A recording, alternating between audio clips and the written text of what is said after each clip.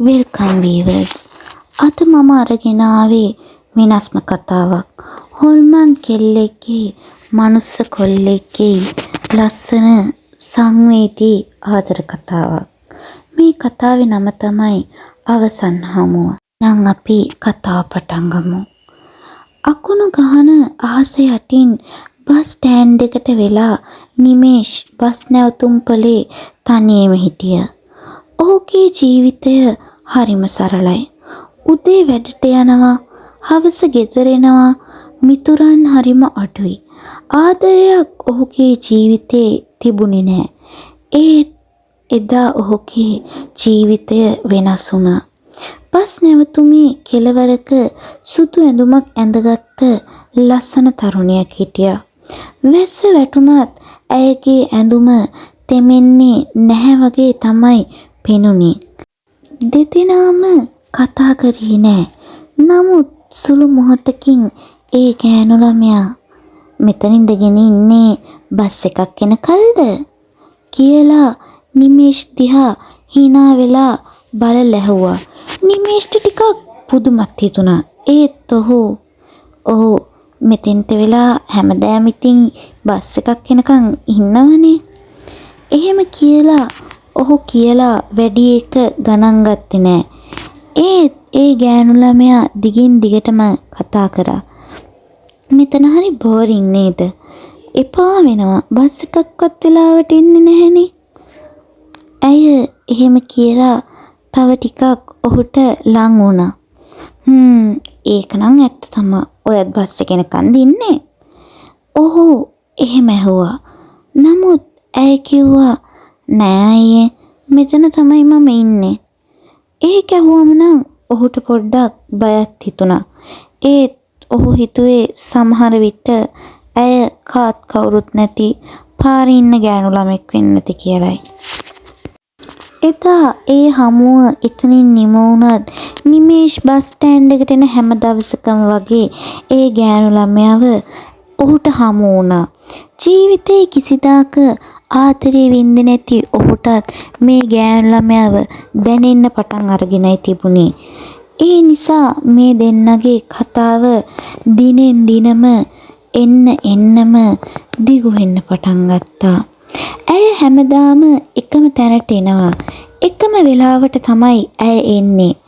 ඇය ගැන අමුතු දේවල් තිබුණත් කවදාවත් කොල්ලා ඒව ගැන තැකීමක් කරේ නෑ. ඇය කවදාවත් දුරකථනයක් පාවිච්චි කරේ නෑ. එකේ ගෙදර අය ගැන අහද්දිත් ඇය පිළිතුරු මගහැරියා. ඒවට කොල්ලා ඒ කොල්ලගේ හිතෙන්ම උත්තර හදාගෙන පාඩුවේ හිටියා. ඒ තිබුණ අමුතුම දේ තමා ඡායාරූපයක් ගන්න උත්සාහ කරන හැම වෙලාවකම ඇය අද එපා කියලා නවත්තනවා. ඒත් නිමේෂ්ට ඒ ගැන කිසිම සැකයක් තිබුණේ නැහැ. මොකද අද සමාජයේ හැටියට ගෑනු ළමෙක් ඒ වගේ දෙයකට විරුද්ධ වෙන එක ඔහුට අමුතු කාරණයක් වගේ පෙනුනේ නැහැ. ඔහු ඇයට දිගින් දිගටම ආදරය කරා. මාස කීපයක්ම මේ විදිහට ගෙවිලා ගියා. ඒත් එක් රැයක සදෙව්මි හරියට අමුතු වෙලා හිටියා. ඔහු මට අමතක වුණා. ඇගේ නම තමයි සදෙව්මි. ඇය මෙහෙම ඇහුවා. නිමේෂ්, මම නැති වුණොත් මාව ඔයා මතක තියාගන්නවද? කොල්ලා පුදුමෙන් වගේ ඇය දිහා බැලුවා. ඔයාට පිස්සුද? ඇයියා කොයි හරි යන්නද? නැත්තම් ඔයා මාව දාලා යනවද? කොල්ලා එහෙම ඇහුවේ ගොඩක් දුකින්. ඒත් කෙල්ල මෙහෙම කිව්වා. නිමේෂ්, අපිට හැමදාම ඉන්න බැහැනේ. අපිට කවදකම හරි යන්න වෙනවා. කොල්ලට මේ කතාව ගොඩක් දුර ඇදන් යන්න ඕනුනේ නෑ. ඒක නිසා කොල්ලා මේ කතාව මෙතනින්ම නතර කරා. ඒත් පහුවදා සදෙව්මි බස් ස්ටෑන්ඩ් එකට ඇවිල්ලා හිටියේ නෑ. දවස් දෙක සතියේ ගියා. නිමේෂ් කලබල වුණා. ඔහු ඇයව හොයන්න පටන් ගත්තත් කිසිම තැනකින් ඇයව හොයාගන්න පුළුවන් වුණේ නෑ. අවසානයේ ඔහු ඒ බස් ස්ටෑන්ඩ් එක අසලම සිටි නිවසෙනුත් ඇයගෙන ඇහුවා. එතකොට ඔවුන් පැවසුවේ ඔවුන් කවදාවත් එවැනි ගැහැණු ළමයි දැක නැති බවයි. ඔහුට පුදුම හිතුණා. හැමදාම බස් හෝල්ට් එක ළඟ ඉන්න ගෑනු ළමයාව මොවුන් දැකලා නැහැ කිව්වහම. ඇය නැති දුකින් නිමේෂ්ගේ සිත ගොඩක් රිදිලා තිබුණේ. දිනක් ඔහු පුස්තකාලයකට ගියා. එහිදී ඔහු පොතක් කියවමින් සිටියේදී එම පොත තුළ තිබී පරණ පත්‍ර කෑල්ලක් වැටුණා. ඒකේ තිබ්බේ මරණ දැන්වීමක්. ඔහු එය නිකමටමින් කියෙව්වා. නමුත් එහි තිබූ රූපය දැකපු ඔහුගේ හදවත නතර වුණා. ඒ තිබුණේ වසර 5කට කලින් මියගිය තරුණියකගේ ඡායාරූපයයි. ඒ වෙන කවුරුත් නෙමේ සදෙව්මි. ඔහුට මේ ගැන හිතා ගන්නටත් බැරුව ගියා. ඔහු සිතුවේ මෙය බොරුවක් කියයි.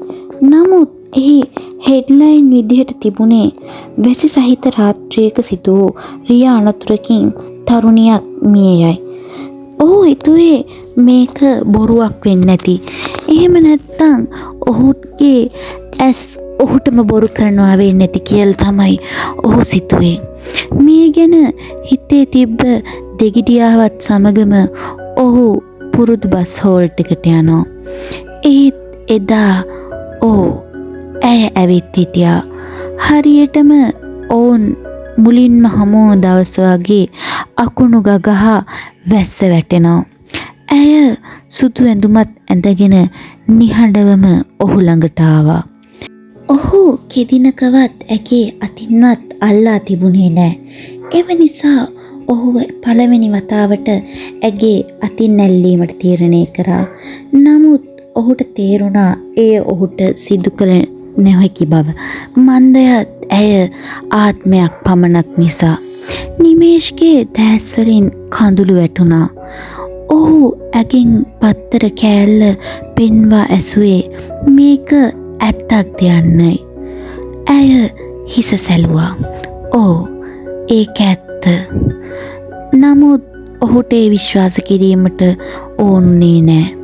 එහෙනම් මේ කාලෙම ඔයා කොහොමද මාත් එක්ක මෙහෙම හිටියේ?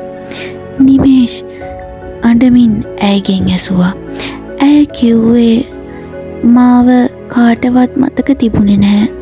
මට ඕනුනේ මාව මතක තියාගන්න කෙනෙක්. මං ඔයාට ආදරෙයිද නැද්ද කියන්න මන් දන්නේ. ඒ ගැන මට හිතන්න හදවතක් නැහැ.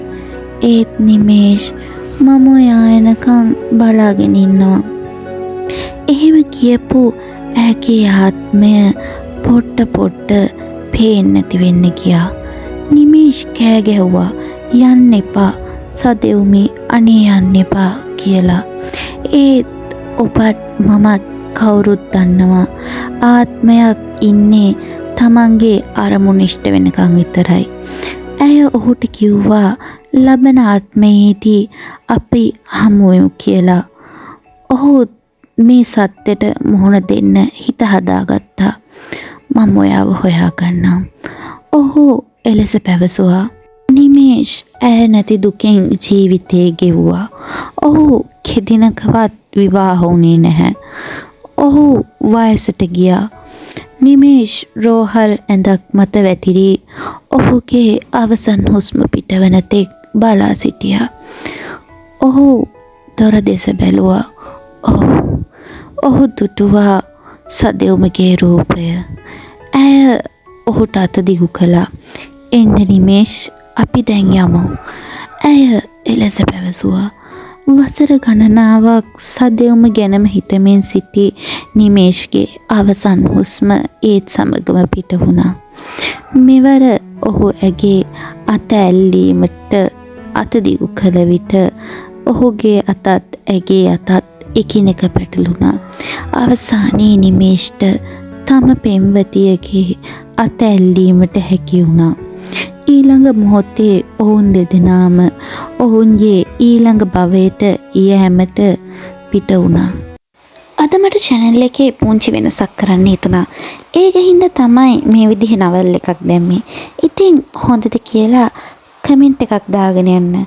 වීඩියෝ එක හොඳ නම් ලයික් කරලා subscribe කරලා bell notification එකත් click කරලා තියාගන්න. එහෙනම් තවත් දවසක තවත් කතාවකින් හමු වෙමු. Have a good day.